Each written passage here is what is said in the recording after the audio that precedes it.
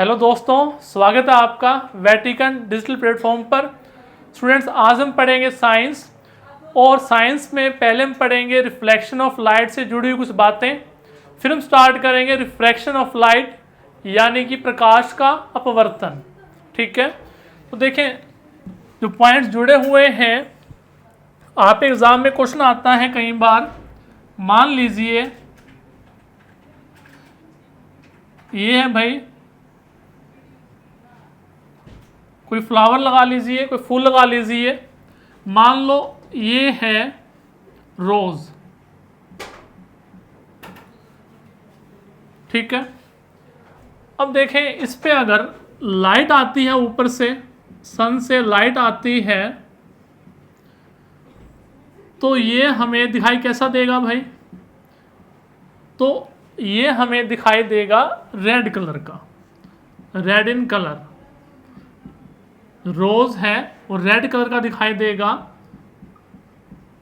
लेकिन अगर हम इस पे सेकंड केस लेके चलें, आर्टिफिशियल कोई रेड लाइट इस पे डालें हम, यानी कि इसके ऊपर अब की बार हमने लाइट जो है रेड लाइट डाली है, रेड लाइट।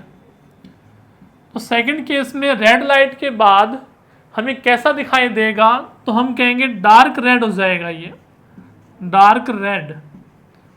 यानी कि अभी तक आपने दो केसेस देखे कि अगर किसी ऑब्जेक्ट पे सनलाइट आती है, किसी वस्तु पे सूर्य का प्रकाश गिरता है, तो जैसा उसका कलर है वैसा ही कलर हमें दिखाई देगा, कोई कलर में चेंज नहीं आने वाला। तो पहला तो केस सिंपल ही केस है। सेकंड केस की बात करें अब हम, सेकंड केस में ये है कि अगर जिस कलर का ऑब्जेक्ट है वैसे ही कलर की लाइट ऊपर से हम अगर डालते हैं उसके ऊपर, तो कलर क्या हो जाएगा? तो कलर हो जाएगा डार्क। ठीक है, जैसे इस केस में हमने लिया। थर्ड केस इंपॉर्टेंट है, जहां से आप एग्जाम में क्वेश्चंस बनते रहते हैं, तो ये केस बहुत ध्यान से समझना आपने। इस केस में क्या है कि ये आपने मान लो रोज ले लिया, ये मान लो कोई रोज है। ठीक है, थोड़ी सी ड्राइंग टेढ़ी मेढ़ी जैसी बने, आप एडजस्ट कर लें। मान लीजिए ये क्या है, रोज, गुलाब का फूल है भाई। ये गुलाब के फूल से तो आपके चेहरे खिल जाते हैं भाई, कभी लिया कभी दिया, आपकी लाइफ में चलता रहता है बच्चों। ठीक है, चलो उम्र भी है, लेकिन पढ़ाई पे ध्यान लगाइए, पढ़ते भी रहिए। देखें अगर इस पे मैं, ये है रेड इन कलर है, अगर इस पे मैं डालता हूं कोई ग्रीन लाइट, ग्रीन लाइट मैंने डाल दी इसके ऊपर, तो इसका कलर कैसा हो जाएगा? सोच के बताइए।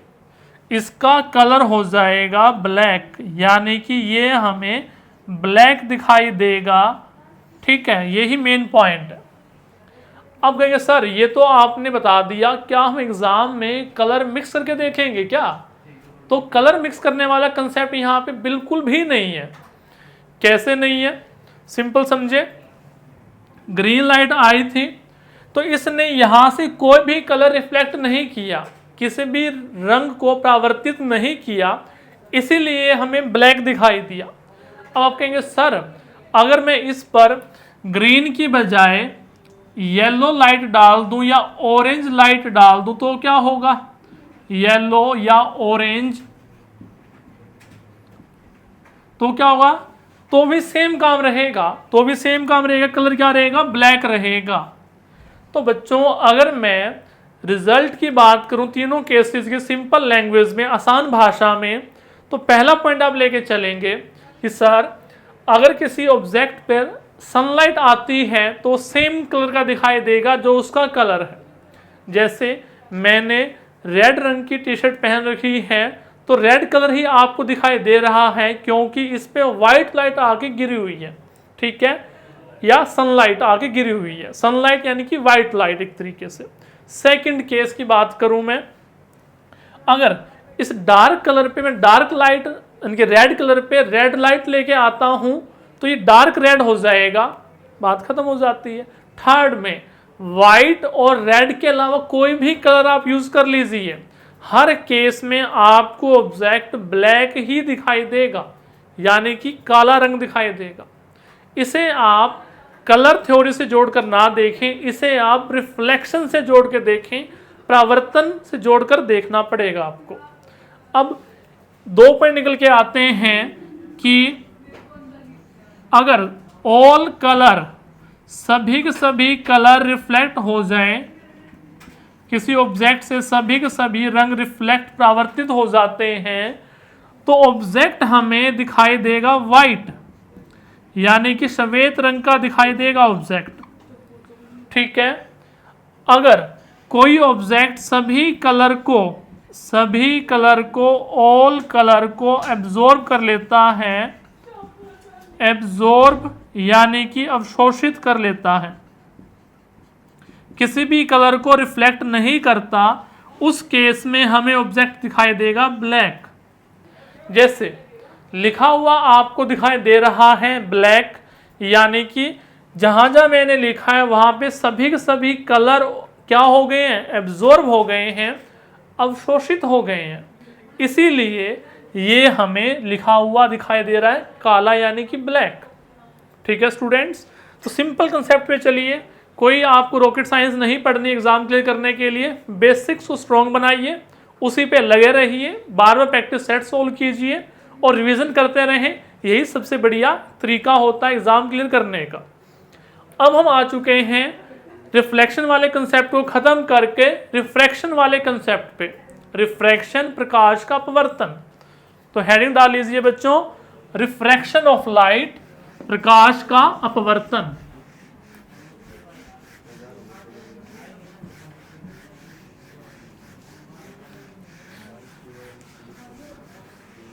तो इस टॉपिक में हमें क्या कवर करना है, पहले वो डिसाइड कर लेते हैं। Refraction of light, refraction of light यानी कि प्रकाश का अपवर्तन, प्रकाश का अपवर्तन हिंदी में कहा जाता है बच्चों इसको, प्रकाश का अपवर्तन। सबसे पहले इसको हम डिफाइन करेंगे, यानी इसका मीनिंग क्या है। सेकंड केस में हम पढ़ेंगे laws of refraction, laws of refraction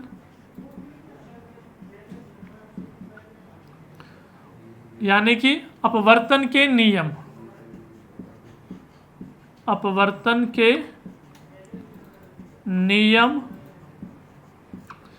फिर हम कवर करेंगे, एक वर्ड आता है रिफ्रैक्टिव इंडेक्स, रिफ्रैक्टिव इंडेक्स यानी कि अपवर्तनांक, अपवर्तनांक।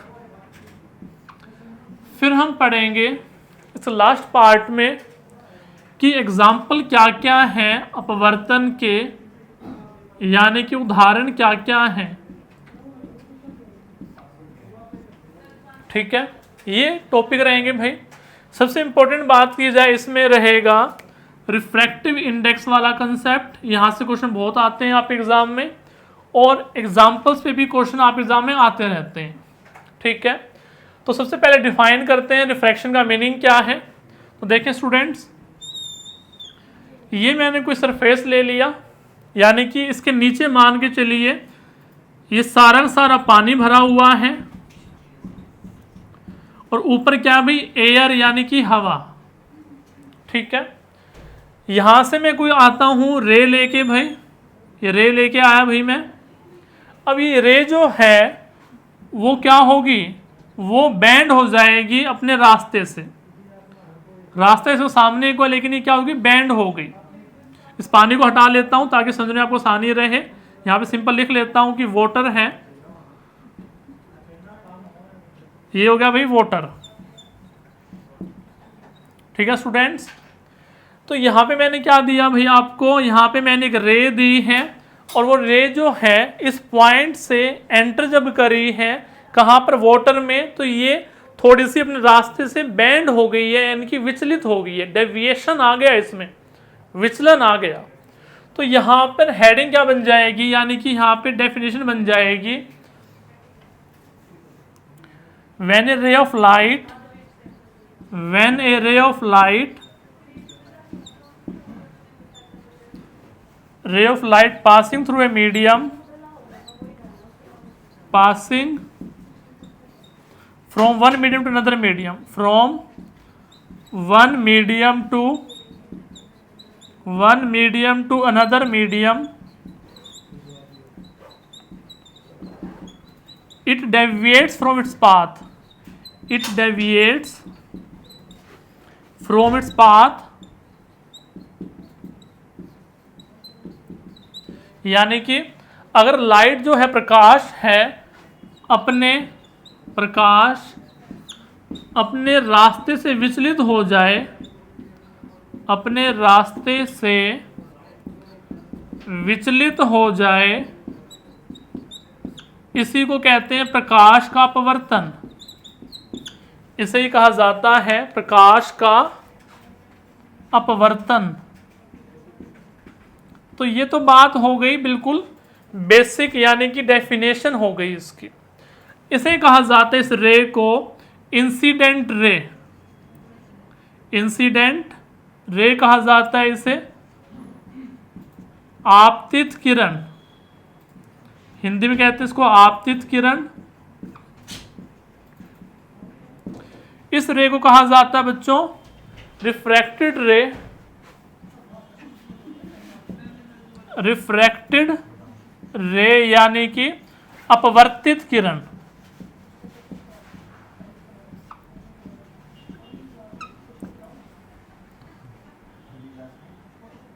ठीक है, तो ये बिल्कुल बेसिक बात की है। यहां पे एंगल बना लीजिए, इस रे को कहेंगे हम नॉर्मल, यानी कि अभिलंब,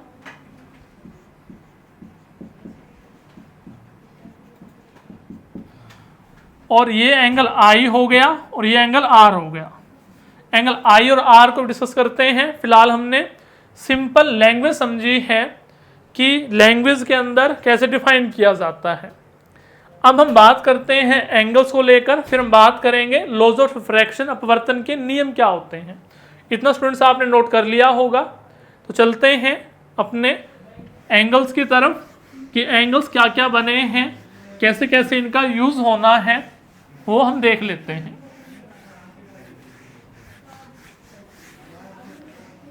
देखें, मैं यहां पे केस बना लेता हूं, केस 1।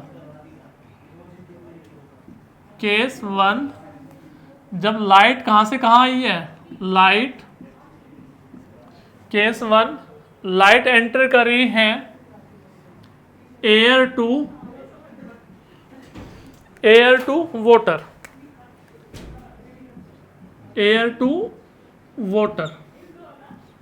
अब देखें, एयर के अंदर जो पार्टिकल्स हैं दूर दूर होते हैं, इसीलिए एयर को कहा जाता है रेयरर मीडियम, रेयरर मीडियम कहा जाता है इसको, यानी कि विरल माध्यम कहा जाता है, विरल माध्यम। ठीक है, वाटर में थोड़ा सा पार्टिकल्स क्लोजली पैक होते हैं, यानी कि जो कण हैं वो पास पास होते हैं, दूरी कम होती है, इसलिए वाटर कहा जाता है डेंसर मीडियम, डेंसर मीडियम यानी कि सघन माध्यम। ये आपस में कंपैरिजन के बेस पर है, अकेले का कोई मतलब नहीं बनेगा। एयर के कंपैरिजन में वाटर डेंसर मीडियम हुआ, वाटर के कंपैरिजन में एयर रेयरर मीडियम विरल माध्यम हुआ। अब केस की तरफ चलते हैं, अपना पहला केस। इस केस में क्या क्या पॉसिबल होंगे चीजें, देखो, ये कोई सरफेस है और ये बीच में नॉर्मल ड्रॉ किया परपेंडिकुलर, यानी कि यहाँ पे एयर है बाहर और नीचे है वाटर। तो रेज क्या है, एयर से वाटर में आई है, तो क्या होगा, ये थोड़ा सा नॉर्मल की तरफ झुक जाएगी, bends towards normal. Case first बनाते हैं। आपके एग्जाम में क्वेश्चन आएगा कि लाइट एयर से वाटर में ट्रेवल करती है, प्रकाश हवा से जल में जाएगा, तो क्या क्या पॉसिबिलिटी है, क्या क्या चीजें संभव हो सकती हैं। तो पहला पॉइंट देखें, ray of light bends towards normal, bends towards normal, यानी कि प्रकाश की किरण अभिलंब की ओर मुड़ जाती है, प्रकाश की किरण अभिलंब की ओर झुक जाती है, अभिलंब की ओर झुक जाएगी। पहला पॉइंट तो ये बन गया भाई।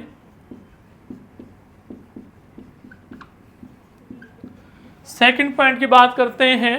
सेकंड पॉइंट, ये वाला जो एंगल है ना, एंगल आयु कहा जाता है एंगल ऑफ इंसिडेंस। तो एंगल ऑफ इंसिडेंस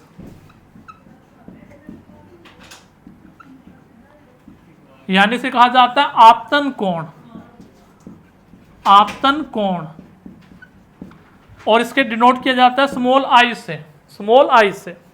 ये वाला एंगल जो है इसे कहा जाता है एंगल आर, और इसे कहेंगे angle of refraction, angle of refraction, अपवर्तन कोण, अपवर्तन कोण, इसे डिनोट किया जाता है एंगल आर से। ठीक है, अब इन दोनों में रिलेशन क्या देख रहे हो, एंगल आई क्या है बड़ा, एंगल आर क्या है छोटा। तो अब यहां पे बना देंगे कि एंगल आई क्या है बड़ा और एंगल आर क्या है छोटा। तो ये आपका सेकंड केस बना बच्चों। जब लाइट एयर से वाटर जाएगी तो एंगल आई बड़ा हो जाएगा, एंगल आर छोटा हो जाएगा। थर्ड केस, थर्ड केस की बात हम करें तो speed of light, speed of light, प्रकाश की चाल घट जाएगी, प्रकाश की चाल क्या हो जाएगी, डिक्रीज हो जाएगी, घट जाएगी। तो डिक्रीज या घटने को मैं एरो से बना रहा हूं, डाउन एरो से, यानी कि नीचे की ओर झुका हुआ तीर। ठीक है, अब ये पॉइंट बहुत इंपॉर्टेंट है, स्पीड ऑफ लाइट क्या होगी, डिक्रीज होगी। इसी से जुड़ा हुआ फोर्थ पॉइंट हम लेके चल रहे हैं यहाँ पे कि जब स्पीड ऑफ लाइट डिक्रीज होगी तो आप कह सकते हैं सर वेवलेंथ यानी तरंग दैर्घ्य भी घटेगा, वेवलेंथ यानी कि तरंग दैर्घ्य भी क्या हो जाएगा, कम हो जाएगा, डिक्रीज होगा जब लाइट एयर से वाटर में आएगी। ये हमारा पॉइंट नंबर फोर्थ है। अब पॉइंट नंबर फिफ्थ के अंदर हम लेके चल रहे हैं। वैसे वेवलेंथ का मीनिंग आप समझते होंगे, आगे भी क्लास में बताया जाएगा आपको।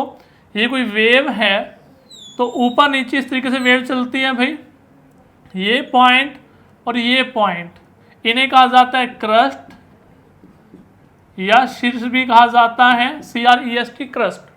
ठीक है, तो इनके बीच में जो डिस्टेंस है इसे कहा जाता है वेवलेंथ यानी तरंग दैर्घ्य, और इसे डिनोट किया जाता है ग्रीक लेटर लैम्डा से, यानी उल्टा वाई से, ग्रीक लेटर उल्टा वाई से। ठीक है, तो वेवलेंथ को हम बाद में चैप्टर में डिस्कस करेंगे काफ़ी डिटेल में, फिलहाल आपको यहाँ तक की जानकारी चाहिए ताकि चीज़ें आपको समझ में आती रहें। तो पॉइंट नंबर फोर्थ हमने कवर किया। अब हम पॉइंट नंबर फिफ्थ की ओर बढ़ रहे हैं। पॉइंट नंबर फिफ्थ में कहा गया है कि फ्रीक्वेंसी यानी आवृत्ति ये कभी चेंज नहीं होगी, फ्रीक्वेंसी यानी कि आवृत्ति, इसमें कोई चेंज नहीं आने वाला। फ्रीक्वेंसी इसे हिंदी में कहा जाता है आवृत्ति। आवृत्ति का मतलब क्या है वो समझे, फ्रीक्वेंसी आवृत्ति नो चेंज, इसमें कोई बदलाव नहीं आएगा, फ्रीक्वेंसी वही रहने वाली जो पहले फ्रीक्वेंसी आवृत्ति पहले है। देखें ये कोई वेव है, ऊपर नीचे चल रही है भाई। ठीक है, मैं कहता हूं इस पॉइंट से कितनी बार वेव पास हुई है एक सेकंड में, इस पॉइंट से वेव कितनी बार क्रॉस हुई है एक सेकंड के अंदर, वही तो क्या है, आवृत्ति है, वही फ्रीक्वेंसी है। अपना बचपना याद करो भाई। ठीक है, क्या होता था, किसी एक घर के चारों ओर, किसी एक घर के बाहर बार बार चक्कर यानी गेड़ी लगाते थे ना, बार बार चक्कर लगाना किसी घर के सामने से, वही तो क्या है, फ्रीक्वेंसी है। बस टाइम डिसाइड कर लो कि भैया 4 से 5 या 5 से 6 या 6 से 7 किसी भी एक घंटे में अगर आपने चक्कर लगा दिए 5, तो क्या बोलेंगे, फ्रीक्वेंसी क्या है, 5 है। ठीक है, ऐसी फ्रीक्वेंसी हम मैथ्स में तो पढ़ते हैं कि बताओ बच्चों कि 50 स्टूडेंट्स की क्लास है, कितने बच्चों के मार्क्स 90 प्लस हैं। मान लो 15 बच्चे खड़े हो जाते हैं तो क्या बोलेंगे, 90 प्लस आने की जो फ्रीक्वेंसी है कितनी है, आवृत्ति 15 है। ठीक है, तो ये बात क्लियर हुई, फ्रीक्वेंसी चेंज नहीं होगी, आवृत्ति में कोई चेंज नहीं आएगा। तो क्वेश्चन पूछा जाता है कि लाइट किसी भी मीडियम से किसी भी मीडियम में जाए, क्या चीज़ चेंज नहीं होती, तो बताएंगे फ्रीक्वेंसी चेंज नहीं होती है। ऐसे ही जहाँ फ्रीक्वेंसी चेंज नहीं हुई तो क्या बताओगे, कलर में भी कोई चेंज नहीं आएगा, कलर नो चेंज, रंग में कोई बदलाव नहीं आने वाला। ठीक है, ये पॉइंट कवर हुए भाई। 6 पॉइंट्स हमने कवर किए हैं। लाइट का, जब लाइट ऐसे भी आ सकता है कि लाइट रेयर मीडियम से डेंसर मीडियम में जाए तो बताओ क्या क्या चीज़ें पॉसिबल हैं। यही 6 पॉइंट आपने याद रखने हैं। ठीक है स्टूडेंट्स, चलिए अब हम इसका रिवर्स लेके चलते हैं, case number second. Case number second इसका हम कर देते हैं रिवर्स।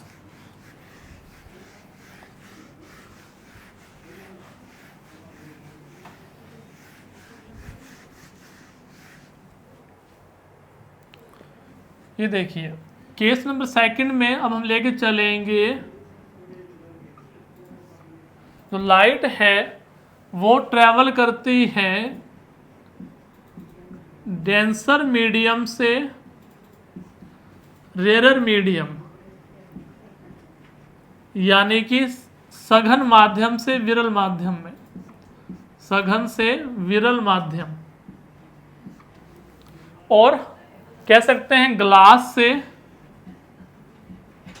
से एयर में या ग्लास से वाटर में। ठीक है, तो सिंपल ये आपको बात ध्यान रखनी है। केस बना लेते हैं जल्दी से। देखो ये सरफेस हो गया भाई, बीच में ये नॉर्मल हो गया, नॉर्मल टेढ़ा मेढ़ा हो गया भाई, नॉर्मल कर लेते हैं सीधा। चलो कोई बात नहीं, नॉर्मल सीधा हमने कर लिया है। देखें यहां से रे आती है भाई ऊपर से इस तरीके से। ठीक है, अब ये क्या होगा, यहां से बिल्कुल अवे हो जाएगी, अवे फ्रॉम द नॉर्मल, ये होगी अवे, यानी कि नॉर्मल से दूर हो गई है। इसे बोलेंगे वही इंसिडेंट रे, यानी कि आपतित किरण। इसे बोलेंगे रिफ्रैक्टेड रे, यानी कि परावर्तित किरण। ये वो एंगल हो गया, angle I, angle of incidence, आपतन कोण। इसे कहेंगे angle R, angle of refraction, परावर्तित या अपवर्तित कोण, अपवर्तित कोण या अपवर्तन कोण। ठीक है, अब देखते हैं पहला केस। तो पहला केस क्या बोलोगे, उसका रिवर्स करते जाओ, रे क्या हो जाएगी, away from the normal, away from the normal, अभिलंब से दूर हो जाएगी किरण। हाँ भाई किरण, वो वाली किरण नहीं है, ये किरण रे है। ठीक है, किरण यानी कि अभिलंब से दूर हो जाती है, अभिलंब से दूर। ठीक है, सेकंड केस में एंगल का रिलेशन ले लो भाई। सेकंड केस में एंगल आई और आर में क्या रिलेशन बनेगा, एंगल आई क्या देख रहे हैं, छोटा, एंगल आर क्या देख रहे हैं, बड़ा। तो एंगल आई छोटा है, एंगल आर बड़ा है। वही angle of incidence, angle of refraction, आपतन कोण, अपवर्तन कोण। ठीक है, third case speed of light. Speed of light उस केस में डिक्रीज हुई थी, यहां क्या हो जाएगी, इंक्रीज। इंक्रीज के लिए अपर एरो, प्रकाश की चाल बढ़ जाती है, क्योंकि रेयर मीडियम विरल माध्यम में कण दूर दूर होते हैं, इसलिए प्रकाश की चाल बढ़ गई है। ठीक है, नेक्स्ट पॉइंट देखें आप, नेक्स्ट फोर्थ पॉइंट, जब स्पीड ऑफ लाइट इंक्रीज होगी तो क्या कहेंगे, वेवलेंथ। वेवलेंथ यानी तरंग धैर्य भी क्या होगा, बढ़ेगा, तरंग धैर्य बढ़ेगा। ठीक है, तरंग धैर्य आप समझा चुका हूं, दो क्रस्ट के बीच में, शीर्ष के बीच में दूरी, लैम्डा जिसे कहा था ग्रीक लेटर से डिनोट किया था उल्टे वाई से। पॉइंट नंबर 5 फ्रीक्वेंसी और कलर वाला पॉइंट है भाई। फ्रीक्वेंसी यानी आवृत्ति, जो पॉइंट बहुत इंपॉर्टेंट, स्टार लगा के चलूंगा, उसको कवर करके चलेंगे डिटेल में। आवृत्ति, इस पे क्वेश्चन ज्यादा आते हैं बच्चों। आवृत्ति में कोई चेंज नहीं आएगा, लिखेंगे नो चेंज। नो चेंज, आवृत्ति में कोई परिवर्तन नहीं आएगा, आवृत्ति सेम रहेगी। मैंने बताया था आपको कि ये कोई वेव है, तो मैंने बताया इस पॉइंट से 1 सेकंड में कितनी तरंगे, कितनी वेव गुजरी हैं, उसी को तो क्या बोलेंगे, उसी को बोलेंगे हम फ्रीक्वेंसी, आवृत्ति। 1 सेकंड में 50 वेव्स गुजरती हैं, तरंगे गुजरती हैं, तो फ्रीक्वेंसी बोलेंगे 50 हर्ट्ज। हर्ट्ज यूनिट है फ्रीक्वेंसी की। फ्रीक्वेंसी की जो यूनिट है वो हर्ट्ज होती है, HERTZ, हर्ट्ज कहा जाता है। ठीक है, तो फ्रीक्वेंसी में कोई चेंज नहीं आने वाला है। तो 6th पॉइंट लेके चलते हैं बच्चों। 6th पॉइंट यानी कि कलर। तो कलर में भी क्या बोलेंगे, कलर में भी कोई चेंज नहीं आएगा, नो चेंज। पहले वाले केस के अपोजिट केस तो करने हैं। ठीक है, यहां तक बात करो हुई बच्चों। अब हम बात कर सकते हैं लॉज ऑफ रिफ्रैक्शन, यानी कि अपवर्तन के नियम क्या होते हैं। तो अपवर्तन के नियम समझते हैं। इतना स्टूडेंट्स आपने नोट कर लिया होगा, उम्मीद करता हूं आप एंजॉय कर रहे होंगे, समझ में आपको आ रहा होगा। ठीक है स्टूडेंट्स, चलिए आगे अब हम लेके चलते हैं आपको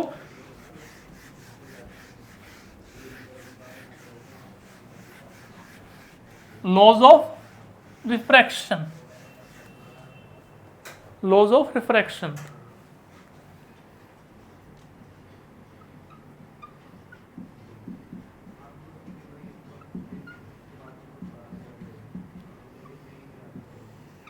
लॉज ऑफ रिफ्रैक्शन, प्रकाश का अपवर्तन, प्रकाश के अपवर्तन के नियम।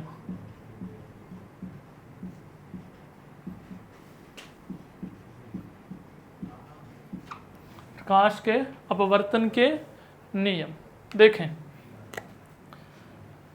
पहला नियम तो वही है घिसा पीटा जो आपने पढ़ा था किसमें, रिफ्लेक्शन ऑफ लाइट में, प्रकाश के परावर्तन में पढ़ा था ना, वही है, सेम है, वही बिल्कुल चिपका दो।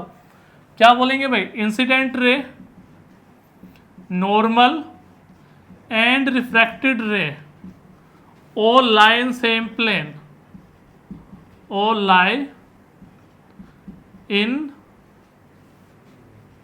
same plane।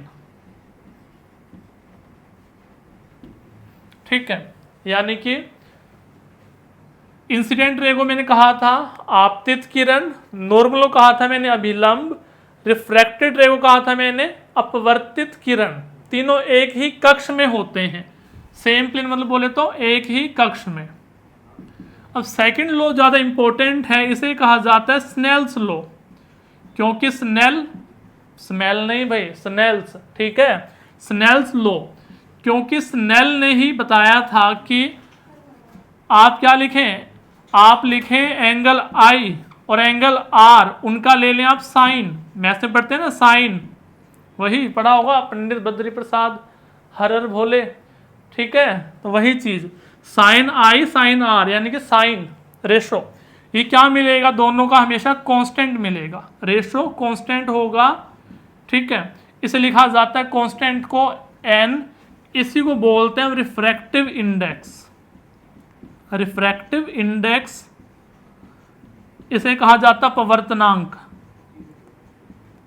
अपवर्तनांक। ठीक है बच्चों, तो स्टूडेंट सेकंड है स्नेल्स लॉ, ज़्यादा इंपॉर्टेंट एग्जाम में आता रहता है। चलिए स्टूडेंट्स, आज के लिए इतना ही करते हैं, नेक्स्ट क्लास में टॉपिक को आगे लेके चलेंगे। उम्मीद आप सभी को समझ में आया होगा। पिछले चैप्टर्स की रिवीजन करते रहें और नोटबुक में नोट करते रहें। So students, bye bye, take care.